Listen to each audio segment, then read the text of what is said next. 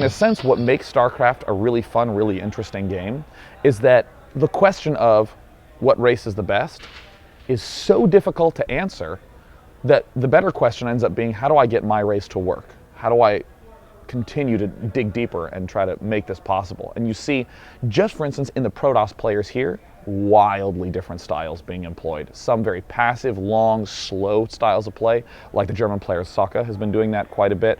You see the more aggressive, more attack-oriented style of Tyler. You see White Rod just playing kind of crazy and all over the place, and it's amazing that just within one set of one race, the amount of variety you can see. The strongest race right now is Terran, just because in late game it feels really, really hard to beat them, especially against Ghosts. And as for the weakest, it's probably Zerg or Protoss. I'm really not sure which. To be honest, right now I'd say it's very equal about which race is the weakest. That's about the best I can say. Everything pretty much falls on the user.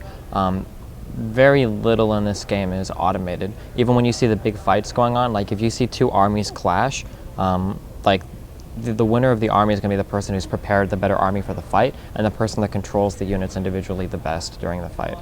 Like the two things that go into kind of determining whether or not you win are macro management and micro management.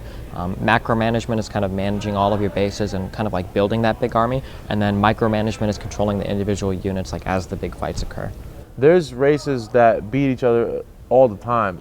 It looks like Protoss is one of the weaker races today, but the game changes all the time. Week to week, these guys are figuring out new things. So Protoss may have been the strongest race in the game at one point, but because the playing styles and the trends are changing, it's now turned into the weakest race. So the game is constantly changing, and that's the beautiful thing about StarCraft.